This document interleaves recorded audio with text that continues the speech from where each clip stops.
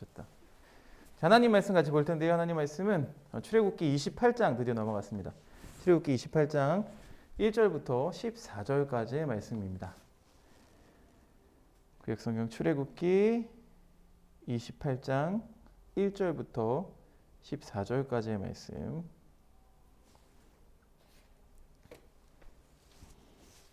자, 같이 읽겠습니다. 우리 같이 각자의 자리에서 한 목소리로 같이 읽어보도록 할게요. 시작. 너는 이스라엘 자손 중 내 형 아론과 그의 아들들 곧 아론과 아론의 아들들 나답과 아비후와 엘르아살과 이다말을 그와 함께 내게로 나오게 하여 나를 섬기는 제사장 직분을 행하게 하되 형 아론을 위하여 거룩한 옷을 지어 영화롭고 아름답게 할지니 너는 물은 마음에 지혜 있는 모든 자 곧 내가 지혜로운 영으로 채운 자들에게 말하여 아론의 옷을 지어 그를 거룩하게 하여 내게 제사장 직분을 행하게 하라. 그들이 지을 옷은 이러하니 곧 흉패와 에봇과 겉옷과 반포 속옷과 관과 띠라. 그들이 내 형 아론과 그 아들들을 위하여 거룩한 옷을 지어 아론이 내게 제사장 직분을 행하게 하라. 그들이 쓸 것은 금실과 청색, 자색, 홍색 실과 가늘게 꼰 배실이니라. 그들이 금실과 청색, 자색, 홍색 실과 가늘게 꼰 배실로 정교하게 짜서 에봇을 짓되 그것에 어깨바지 돌을 달아 그 두 끝을 이어지게 하고 에봇 위에 매는 띠는 에봇 짜는 법으로 금실과 청색, 자색, 홍색 실과 가늘게 꼰 배실로 에봇에 정교하게 붙여 짤지며 호마노 2개를 가져다가 그 위에 이스라엘 아들들의 이름을 새기되 그들의 나이대로 6 이름을 한 보석에 나머지 6 이름은 다른 보석에 새기라. 보석을 새기는 자가 도장에 새긴 같이 너는 이스라엘 아들들의 이름을 그 2 보석에 새겨 금태에 물리고 그 2 보석을 에봇의 2 어깨바지에 붙여 이스라엘 아들들의 기념 보석을 삼되 아론이 여호와 앞에서 그들의 이름을 그 2 어깨에 메워서 기념이 되게 할지며 너는 금으로 태를 만들고 순금으로 노끈처럼 2 사슬을 닦고 그 따은 사슬을 그 태에 달지니라. 아멘. 오늘 본문도 뭘 따고 무슨 청색, 자색, 홍색 실 가늘게 꼰 배실로 막 묶고 이런 내용들 계속 등장하고 있습니다. 자, 오늘부터는요 이제 성막을 우리가 공부하고 있는데 조금 변화가 생겼습니다. 28장에 오니까 무슨 변화가 있을까요? 지금까지는요, 지금까지 함께 나눴던 말씀은 성막의 어떤 하드웨어를 설명하고 있다면, 우리 컴퓨터를 하드웨어를 얘기하면 CPU, 메모리, 이런 것들을 하드웨어라고 부르죠. 그런데 오늘은 뭐가 등장하냐면 드디어 소프트웨어가 등장합니다. 소프트웨어 뭐예요? 바로 대제사장이 등장을 해요. 여러분, 우리가 제사장을 생각할 때에, 구약시대의 제사장을 생각할 때에 그냥 성전 관리인쯤으로 생각하기도 해요.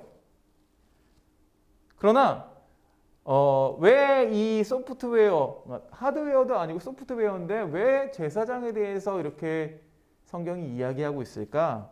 왜냐하면요, 이 제사장도 성막 기구의 일부이기 때문에 그래요. 하드웨어, 소프트웨어 이렇게 다 따로 구분할 수 있지만 하나님은 어떻게 보셨냐면요, 이 대제사장도 성막 기구의 일부라고 보신 거예요. 이 성막을 운영하고 관리하는 주체가 바로 이 제사장이에요. 근데 만약에 여러분, 이 관리자가 없으면 이 성막이 존재할 가치가 있을까요, 없을까요? 은사나 어때? 존재가 필요 없죠. 예를 들면 희재야, 컴퓨터 노트북을 아빠한테 선물 받았어. 와, 완전 땡큐. 선물 받았는데 그 안에 윈도우가 안 깔려져 있어요. 그럼 그거 어때요? 사용 가능한가요? 사용 가능해요? 가능하지 않죠. 보통 노트북 구매하면 이제 그 윈도우가 깔리는 비용까지 다 포함됩니다. 요즘에는. 그렇죠? 이게 뭐예요? 운영체제죠. OS라고 부르는 운영체제가 깔려 있어요. 윈도우가 깔려 있든 리눅스가 깔려 있든 뭔가 깔려 있어야 되는데 전혀 아무것도 없어. 그럼 뭐예요? 우리가 쓸 수가 없죠. 무용지물이죠. 성막도 마찬가지입니다. 그래서 하나님은 성막 기구의 어떤 설계도를 이렇게 보여주시는데 그렇죠? 모세에게 보여주시는데 그 설계도상에서 이 제사장이라는 성막 기구, 이 기구 하나를 설명하시는데 굉장히 많은 분량을 할애합니다. 다른 어떤 기구들보다 많은 분량을 할애하고 있어요. 자, 오늘 우리가 함께 볼 거는요. 28장에 나오는 그 첫 번째 이 대제사장을 표현하고 있는 걸 보면은요. 대제사장의 패션에 대해서 이야기하고 있습니다. 패션 관심 있는 사람. 패션. 별로 아직 없는 것 같아요. 그렇죠? 근데 우리가 보통 패션 이야기할 때 요즘에 무슨 룩 많이 얘기하잖아요. 뭐라 그래요? 원마일 룩. 그렇죠? 원마일 룩 뭐더라? 그거야 그냥 그 집 앞에 나왔는데 꾸민 듯 안 꾸민 듯 꾸안꾸로 해가지고 꾸미지는 않은 것 같지만 꾸민 것 같아. 뭐 이런 룩도 있고요. 뭐 프레피 룩. 그렇죠? 뭐 다양한 룩들이 있습니다. 그러면서 그 유행을 따라서 옷을 입죠. 그러니까 유행이 돌고 돈다는 말은 사실인 것 같아요. 왜냐하면은 요즘에는 막 이렇게 펑퍼짐한 바지 되게 많잖아요. 그렇죠? 근데 과거 한 10년 전만 가도 어떤 옷을 많이 입었을까요? 어떤 바지를? 짝 달라붙는 그런 바지를 많이 입었습니다. 짝 달라붙는 바지. 그 스키니진이라고 하나요? 스키니진을 많이 입었는데 요즘에 스키니진 입은 사람 있어요? 없어요? 요즘 많이 없더라고요. 요즘 길거리 가면은요, 굉장히 또 펑퍼짐한 옷이 유행입니다. 근데 목사님 고등학교 때 그런 옷이 유행이었거든요. 교복을 굉장히 펑퍼짐하게 입고, 그렇죠? 힙합 패션으로 막 그렇게 요즘 뭐 25, 21에 나오는 딱 그때 그 패션인데 그런 패션으로 형형색색의 막 럭비 티셔츠 이런 거 입고 이렇게 입었던 기억이 나는데 요즘 그게 다시 레트로라고 해서 다시 유행을 하더라고요. 패션은 돌고 도는 게 맞는 것 같아요. 근데 우리 대제사장의 패션을 한번 살펴보도록 할게요. 여러분 멋을 낸다는 말은요. 거의 이 말과 동일한 것 같아요. 옷을 잘 입는다. 멋을 잘 부린다. 이거는 깔롱 부린다 그러죠 요즘에. 이거는 옷을 잘 입는다. 이 말하고 비슷한 것 같아요. 옷이 날개잖아요. 옷이. 그렇죠? 묵묵히 그냥 일만 하는 사람보다는 요즘에는요.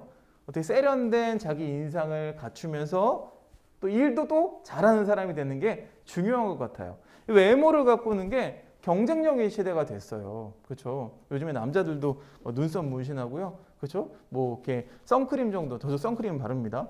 그 정도는 바르는 게 예의입니다. 예의. 그리고 자기 건강을 위해서 좋고요. 근데 우리가 뭐 패션학도도 아니고 뭐 의상을 공부하는 사람도 아닌데 뭐 꼭 대제사장의 그 옷을 알아야 될 필요가 있어요? 있을까요? 있으니까 적어놨겠죠. 그렇죠? 이 대제사장이라는 직분은요. 사람보다는 그러니까 은산이가 대제사장이야? 그럼 은산이보다는 은산이가 입은 옷이 더 중요하기 때문에 그래요. 이 의관이라고 하는데요. 이 의관이 평범한 사람을 대제사장으로 만들어주는 거예요. 하나님께서는 그래서 이 의관, 겉으로 보이는 그 패션, 그 디자인 안에 이 대제사장의 정체, 직무, 그리고 상징들을 다 담아 놓으셨습니다. 그렇기 때문에 이 패션을 이해해야 돼요. 대제사장의 패션을 이해하고 그것이 오늘날 우리에게 무엇을 이야기하고 있는지를 알아야 한다는 거예요. 1절 말씀 보니까요. 당시의 대제사장과 제사장 후보들을 소개합니다. 근데 이 중에서 아론의 첫째, 둘째 아들은요. 죄를 지어서 탈락합니다. 죄를 졌어요. 나중에 뭐 얘기할 기회가 있을지 모르겠어요. 그리고 셋째 아들 엘르아살이 아론을 계승하죠. 죄 있는 형들은 안 되고 셋째 아들이 계승하게 돼요. 근데 대제사장이 별난 사람이 선택된 게 아니에요. 그러니까 되게 특별하고 뭔가 죄를 짓지 않았다고 해서 형들보다 죄가 덜할 뿐이지 이 엘르아살이 뭔가 특별해서 잘생겨서 뭐 이런 거 아닙니다. 그냥 특별하지 않아요. 죄인들 속에서 선택되었다는 거예요. 누구처럼? 목사님처럼. 반 목사처럼. 그렇죠? 평범한데 어떻게 보면 여러분보다 죄를 더 많이 졌을 텐데 그럼에도 불구하고 목사가 될 수 있다는 거죠. 마찬가지로 대제사장도 그렇게 그냥 선택받은 거예요. 4절 말씀 보니까요. 대제사장에 대해서 6가지로 구성된 의관을 소개하고 있습니다. 6개의 의관이 등장합니다. 근데 대제사장이 있고요. 그 밑에 제사장이 있습니다. 그러니까 대제사장은 제사장을 대표하는 인물인 거죠. 그렇죠? 근데 공통으로 입는 의상들이 있어요. 그게 뭐냐면 속옷, 속바지, 머리에 쓰는 관, 허리띠. 이게 기본 의상이에요. 똑같이 들어가요. 그런데 여기에다가 대제사장 표시를 해야죠. 그렇죠? 대제사장은 4개가 더 추가가 되는데요. 이게 첫 번째로는 에봇, 그리고 두 번째는 판결 흉패, 그리고 세 번째는 겉옷, 그리고 순금패. 이렇게 4가지가 등장합니다. 추가로 등장해요. 우리가 한번 그 순서대로 한 번씩 살펴보려고 해요. 하나씩 살펴보려고 해요. 에봇, 판결흉패, 겉옷, 순금패. 이 4가지를 하나씩 살펴보려고 하는데 오늘 먼저 볼 것은요. 에봇이에요. 에봇이 제일 먼저 언급됐습니다. 에봇의 히브리어는 에포드가 어원인데 이게 귀한 옷을 가리키는데 이 귀한 옷들을요. 그 당시에는요. 신상에 입혔대요. 뭐 예를 들면 부처님 그 신상에다가 이렇게 옷을 입힌 거 같은 거예요. 귀한 옷을. 그래서 에봇은 또 신상을 가리키기도 한다고 합니다. 그런데 봤을 때 그 모양이 어땠을까요? 보니까 제가 링크를 여러분한테 보내드렸어요. 여러분 단톡방에 뭐 학부모 단톡방 그다음에 여러분 단톡방에 링크를 하나 보내드렸습니다. 우리 같이 줌에 들어온 친구들은 잘 보이지 않을 것 같아서 이거 그냥 따로 보는 걸로 할게요. 이거 계속 몇 주 동안 우리가 보면서 나눠야 되니까 시각적으로 이 대제사장이 입은 옷을요 시각적으로 굉장히 잘 나타내준 그런 동영상을 여러분과 공유를 했습니다. 보시면 좀 이해가 쉬울 것 같아요. 근데 이 에봇이 어떻게 생겼냐? 에봇이 조끼일까 치마일까 이렇게 신학자들이 의견이 분분합니다. 조끼일까 치마일까? 무릎까지 내려오는 치마였는지 아니면 그냥 조끼였는지 아직 의견이 분분해요. 근데 에봇의 길이에 관해서는 확실히 기록되어 있습니다. 에봇 아래에 입는 겉옷, 그러니까 에봇 아래, 에봇 밑에 입는 옷이 가장자리가 보여야 된대요. 여러분 요즘에 뭐랄까요? 스웨트셔츠, 맨투맨 요즘에 길이가 길어요, 짧아요? 요즘 유행이. 요즘 유행은 알아야지. 요즘 유행은 짧습니다. 짧아요. 옛날에는 이렇게 길게 아주 다 오버하게 다 입었는데 위랑 어깨랑 이쪽은 오버핏인데 이 허리 기장은 짧습니다. 그 안에다 뭘 입어요? 이게 또 패션의 차이인데 안에 길게 레이어드해서 티셔츠를 입으면 페피, 그렇지 않고 안에 넣어서 입으면 그 안에 아무것도 보이지 않으면 가장자리가 보이지 않으면 그냥 노멀, 심지어 그거를 바지에 껴서 넣어서 입으면 그거는 패션 테러리스트. 이렇게 구분할 수 있겠습니다. 마치 가장자리가 보인다는 건 그런 거예요. 이렇게 레이어드해서 입는다는 거죠. 그렇죠? 그러니까 에봇은 이 대제사장이 입었던 그 밑에 있는 겉옷보다는 짧았다는 게 분명해요. 그죠? 자, 에봇의 구성품들은요, 뭐가 있냐면 4가지가 있는데요. 계속 4가 나와요, 4. 4도 완전수거든요. 그래서 4가 계속 나와요. 자, 에봇의 구성품 보니까 몸체가 하나 있어요. 몸체, 본체가 있고요. 그 다음에 어깨바지 2개가 있고, 그리고 띠가 있습니다.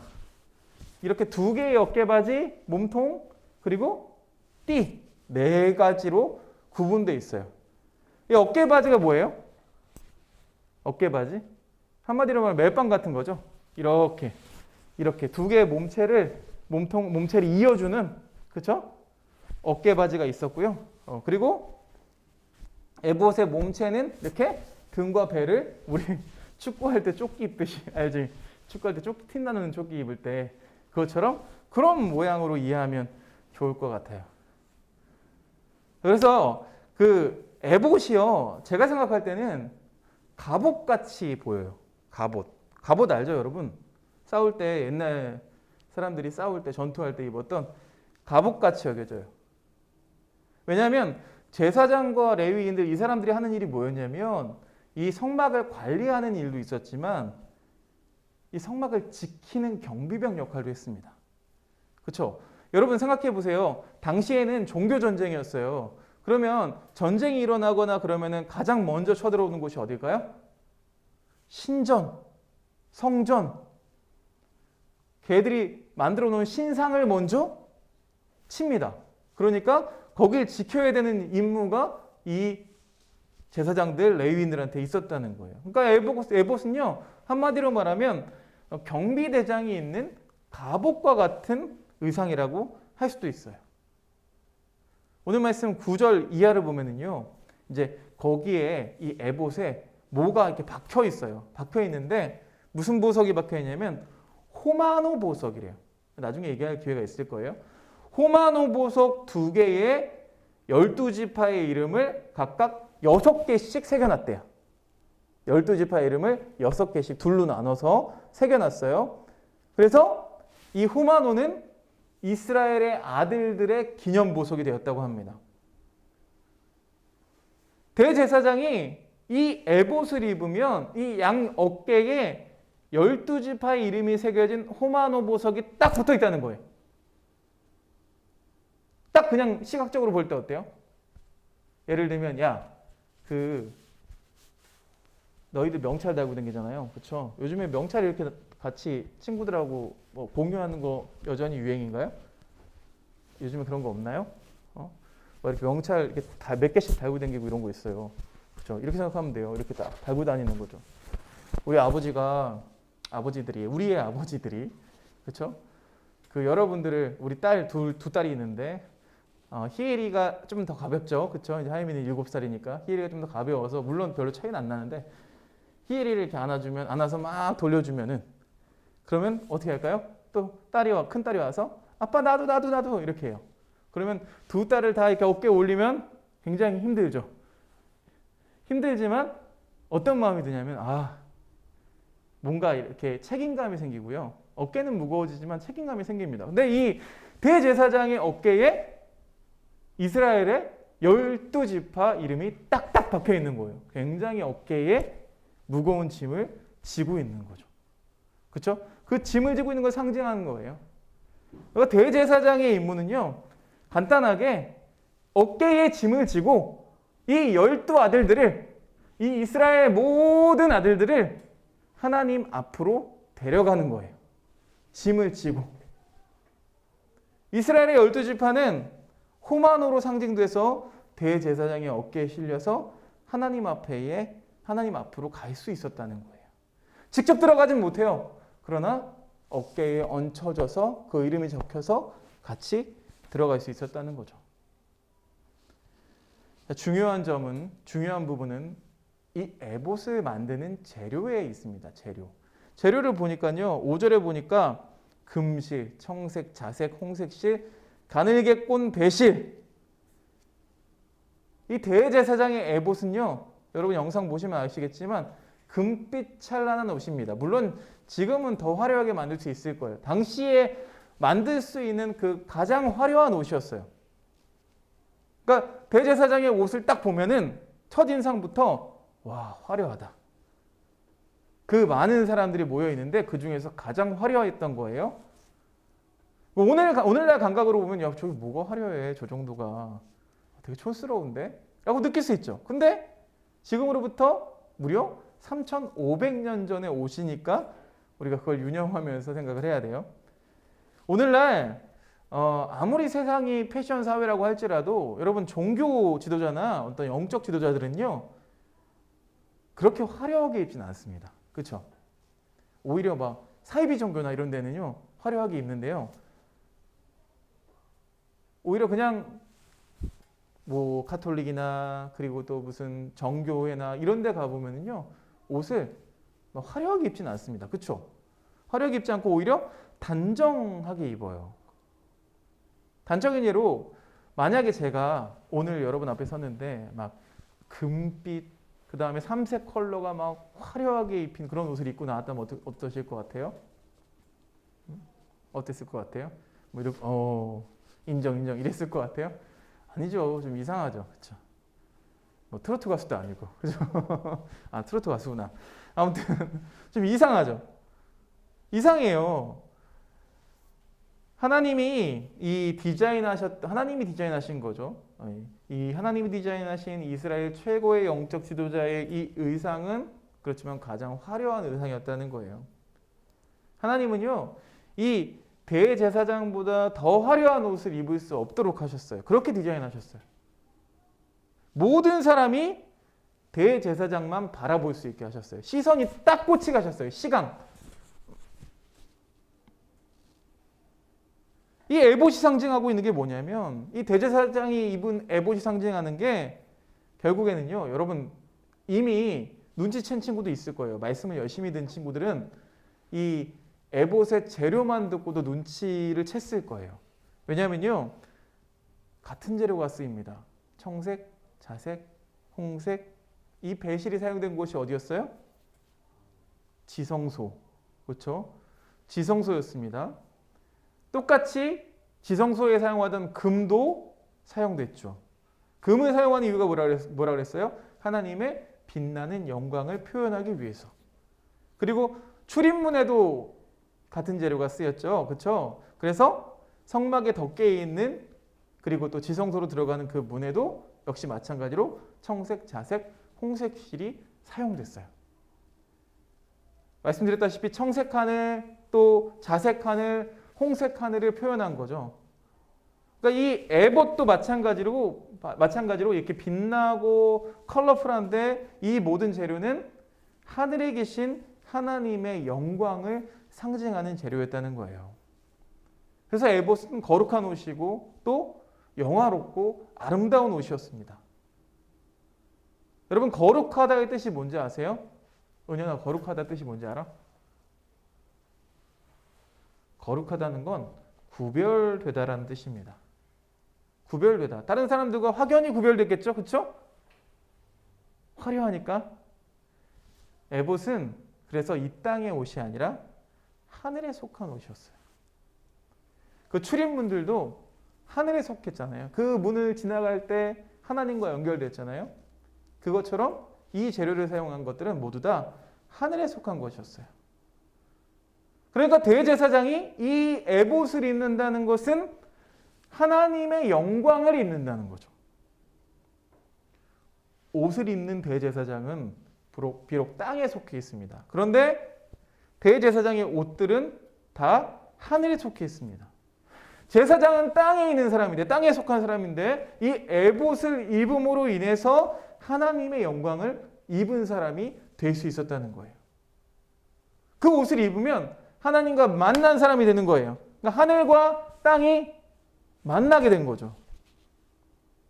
그럼 대제사장의 역할이 무엇입니까? 대제사장의 역할은 중보자입니다. 중보자. 그렇지만 대제사장은 그냥 범죄한 인간일 뿐. 이 알맹이는 인간일 뿐이에요. 땅의 사정은 잘 알 수 있겠지만 하늘의 사정은 전혀 알 수가 없습니다. 그런데 하나님 어떻게 하세요? 이 에봇을 입게 하셔서 하늘의 영광, 하늘과 땅을 이어주는 중재자가 되게 하셨다는 거예요. 이 에봇을 입은 제사장만이 하늘과 땅을 연결할 수 있었습니다. 그 누구도 할 수 없었어요. 사랑하는 여러분, 하나님의 관심은 늘 하늘과 땅을 어떻게 연결시킬까였습니다. 하늘에 계신 하나님께서 내가 어떻게 하면 땅과 소통할 수 있을까? 늘 고민하고 계셨다고요. 하나님이 이 땅하고 소통하기 위해서 처음 만드신 장소가 있습니다. 어디예요? 에덴 동산입니다. 에덴 동산에서 아담은 대제사장처럼 활동했어요. 그런데 아담은 어떤 옷을 입었어요? 옷을 안 입었어요. 옷을 입지 않았습니다. 왜냐하면 하나님의 형상으로 지음받았기 때문에 하나님의 영광이 충만했기 때문에 옷을 입을 필요가 없었어요. 어떤 옷을 입을 필요가 도구가 필요 없었습니다. 그런데 아담이 죄를 범하자 영광을 잃어버리고 하나님이 아담에게 짐승의 가죽 옷을 입히셨어요.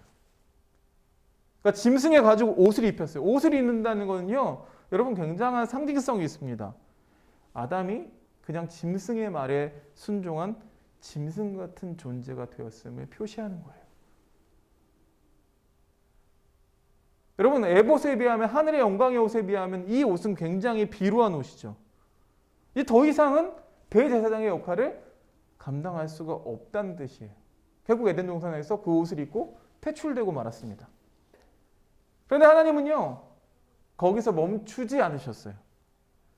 계속해서 인간과 소통하시고자, 땅과 소통하시고자 에덴 동산 같은 이 성막을 만들게 하신 거죠. 그리고 대제사장을 두셔서, 이 대제사장은 타락한 아담이 입은 그런 짐승 가죽의 옷을 입어서는 안 됐어요. 그들이 만든 옷을 가지고는 안 됐어요. 그래서 하나님이 영광스러운 이 옷을 입혀 주셨다는 거죠. 우리 인간에게는요, 죄악의 문제가 늘 존재합니다. 이 죄의 문제를 끊을 수가 없어요. 그래서 우리에게는 대제사장이 필요합니다. 하나님과 인간을 중재하려면 하나님과도 통하고 또 인간과도 통해야 돼요.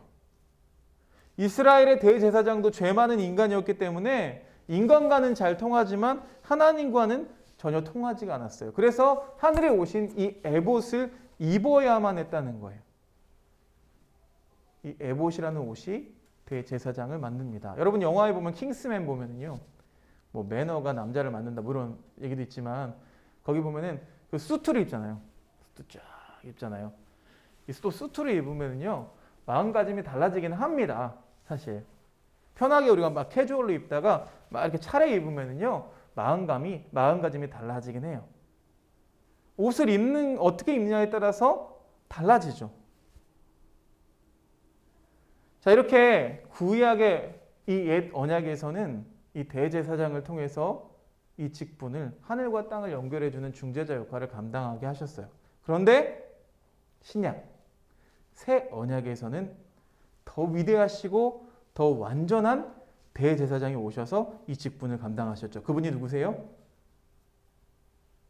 하나님의 아들, 독생자이신 예수 그리스도이십니다.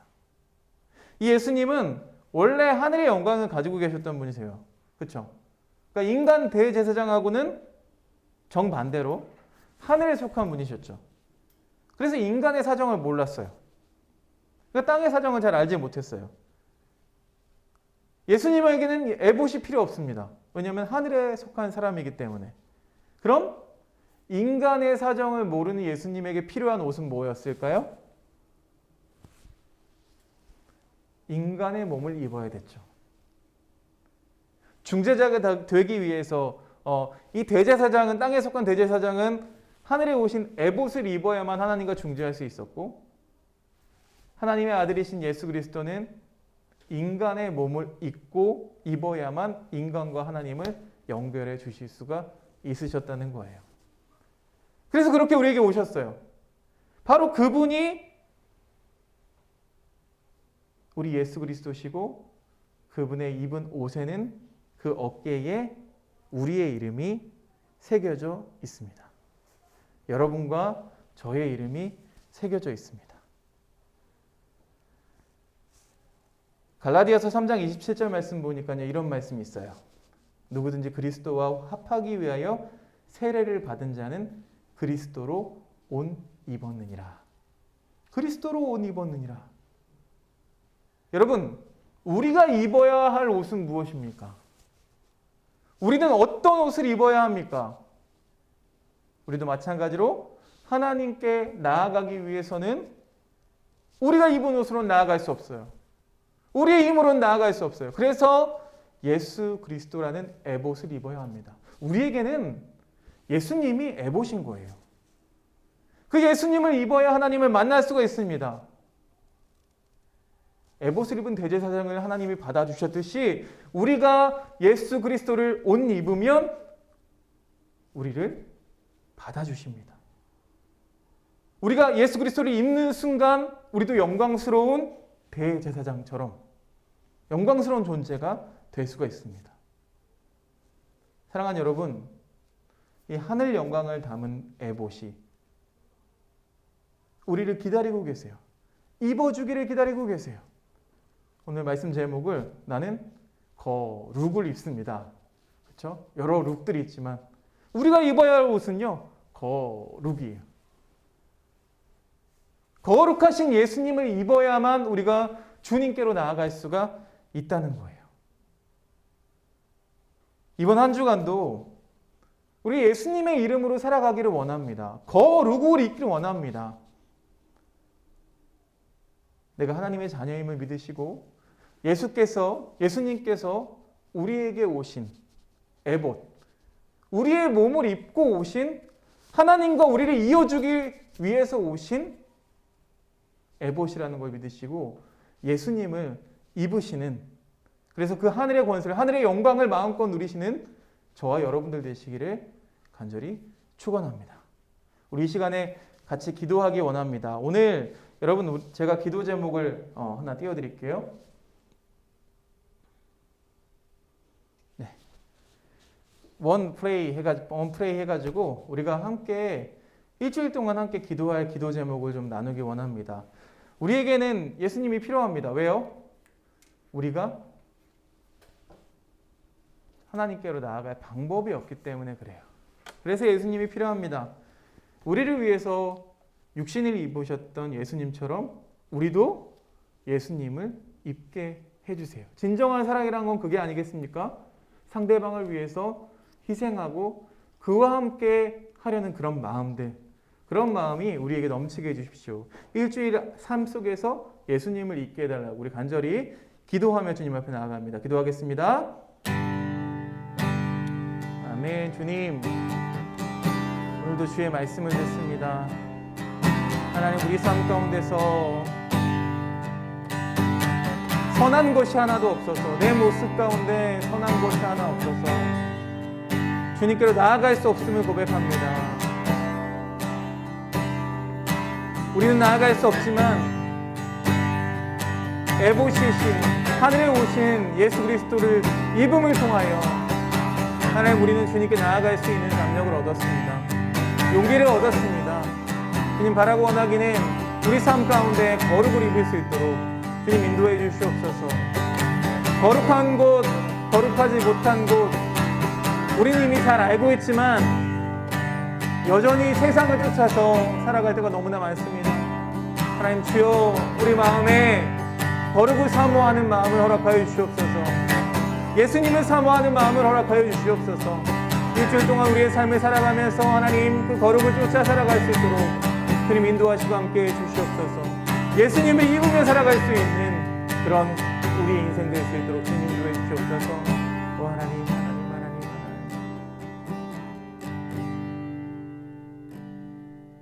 사랑의 하나님, 감사합니다. 오늘도 주님 말씀 듣게 해주시니 감사합니다. 오늘도 각자의 자리에서 또 교회 나와서 하나님 말씀을 듣고 주님, 이 말씀이 그냥 흘러 없어지는 것이 아니라 새겨져서, 내 마음에 새겨져서 내 마음판을 쪼개고 내 골수를 쪼개는 그런 말씀이 될 수 있도록 인도해 주시옵소서.